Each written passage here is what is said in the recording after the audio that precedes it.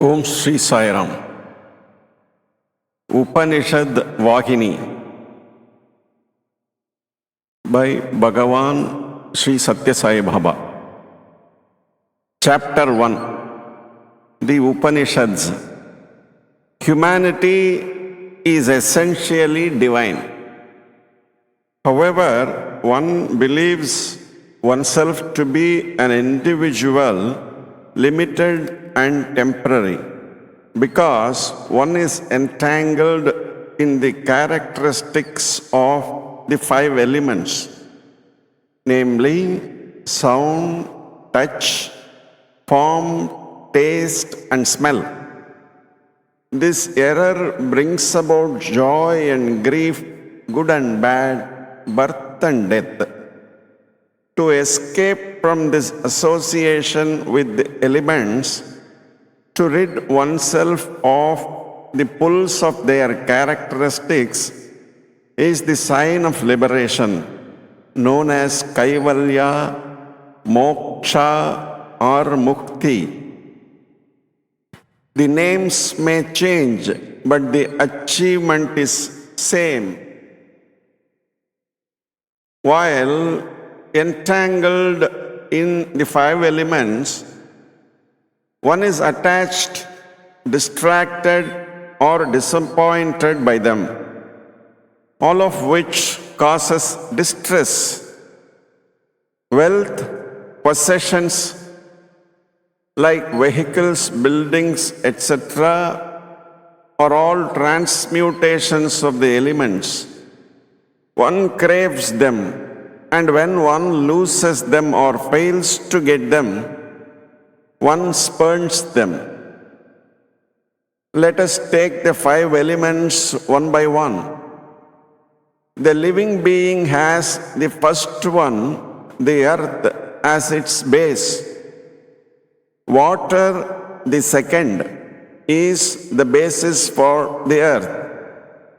Water is produced from fire, the third element, and fire itself emanates from wind, which is the fourth.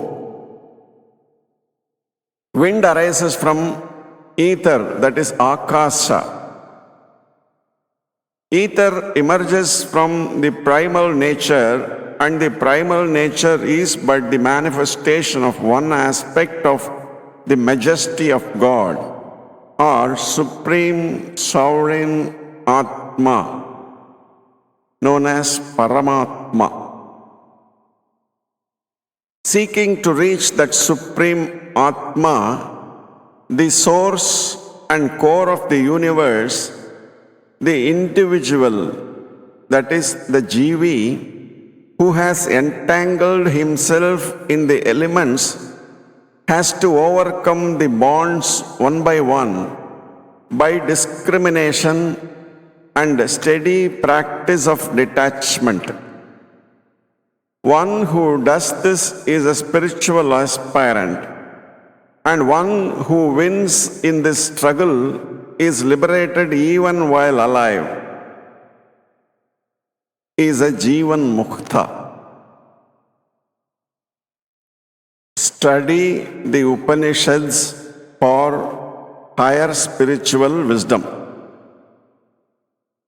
For the process of such discrimination and for the visualization of one's innate reality, one has to study the Upanishads, collectively called Vedanta. They form the section of the Vedas that deals with the higher wisdom, the Jnana Kanda. Liberation from the consequences of ignorance can be secured only by spiritual knowledge, jnana. The Upanishads themselves declare, by knowledge alone can freedom be won. Jnanad eva tu kaivalyam. The Vedas are reputed to be three-sectioned, the three sections being spiritual wisdom, jnana, contemplation or worship, upasana, and dedicated activity, karma. These three are also found in the Upanishads. They provide the basis for the non-dualist, that is Advaita, qualified dualist, Visishtadvaita, and dualist Dvaita systems of philosophy. The word Upanishad denotes the study and practice of the innate truth. Brahma Vidya denotes the supremacy of spiritual contemplation, and Yoga Shastra denotes the mental churning that brings success. What is the fundamental activity that is required? What is the basic thing to be known? It is just one's real reality. The Upanishads describe the various stages and modes of this search. The name Upanishad is full of significance. Upani means the process of studying with steadfastness. Nishtha. Shad means the attainment of the ultimate reality. The name Upanishad arose for these reasons. The Upanishads do not only teach the principles of knowledge of the supreme reality, that is Atma Vidya, they also instruct in the practical means of realization. They point out not only the duties and obligations one has to bear, but also tell us the acts to be done and those to be avoided. Why? The Gita is but the essence of the Upanishads, isn't it? Arjuna acquired by lessons of the Gita the fruit of listening to the Upanishads. The statement that the word Tatvamasi is found in the Upanishads. In the Gita, Krishna says to Arjuna, I am Arjuna among the Pandavas. That is to say, I and you are the same. This is the same as saying, thou art that. That the individual and God, Jiva and Ishvara, are the same. So, whether it is the Gita or the Upanishads, the teaching is non-duality. Not duality or qualified monoism. Develop purity of consciousness, moral awareness, and spiritual discrimination. The human eye cannot delve into the microcosm or the macrocosm. It cannot read the mystery of the virus or the atom or the stellar universe. Therefore, scientists supplement the eye with the microscope and the telescope. Similarly, sages are able to experience divinity through the eye of knowledge gained by following the dharma of moral conduct and spiritual discipline. When the human eye needs an extraneous instrument to observe even the insignificant worm and virus, how can a person refuse to go through the process of mantra in order to see the omnipresent transcendental principle? It is very hard to acquire the eye of wisdom. Concentration is essential for it. And for concentration to develop and stabilize, three things are very important: purity of consciousness, moral awareness, and spiritual discrimination. These qualifications are difficult for ordinary folk to attain, but humanity is endowed with the spiritual instrument of discrimination, of judgment, of analysis and synthesis. Among the animals, only mankind possesses it. It has to be developed and utilized to the best purpose.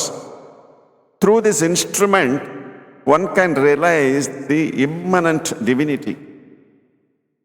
Instead, one pesters oneself and others with questions like, where does God reside?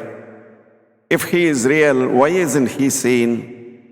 Hearing such queries, one feels like pitying the poor questioners, for they are announcing their own foolishness. They are like the dullards who aspire for university degrees without taking pains even to learn the alphabet. They aspire to realize God without putting themselves to the trouble of the required spiritual discipline.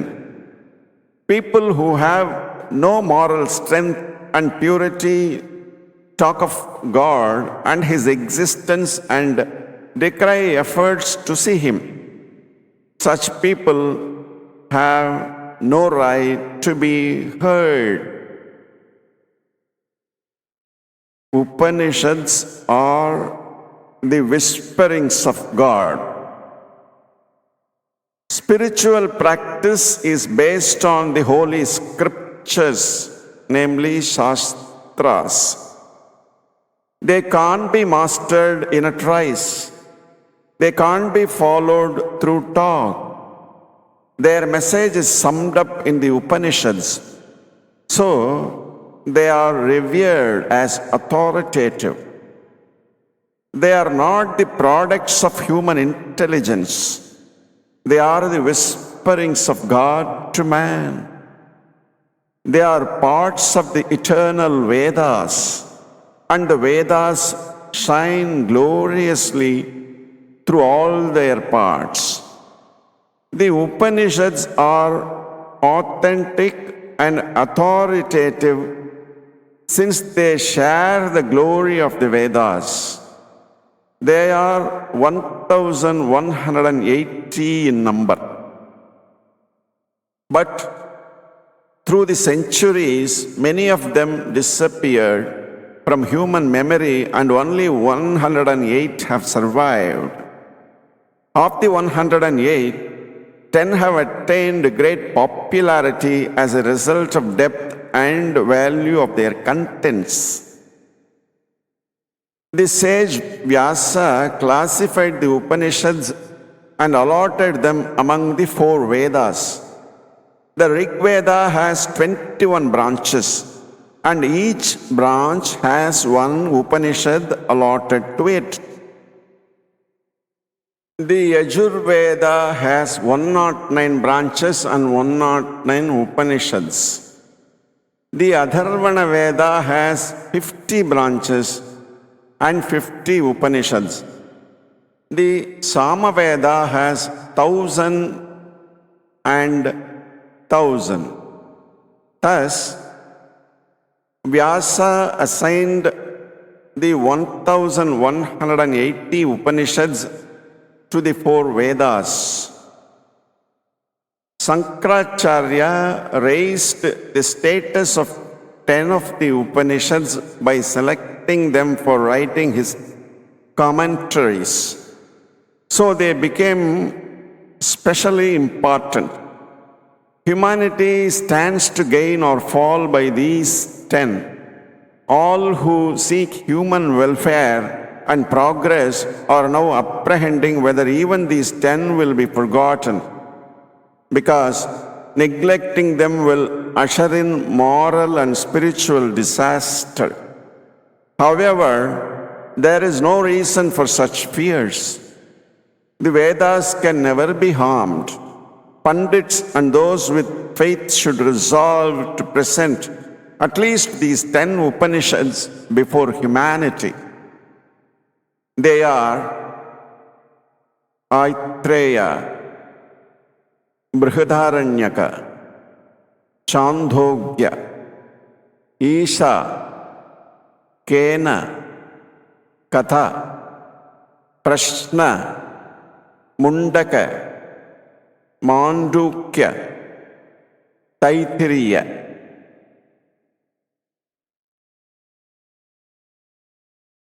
The remaining 98 do not carry as much of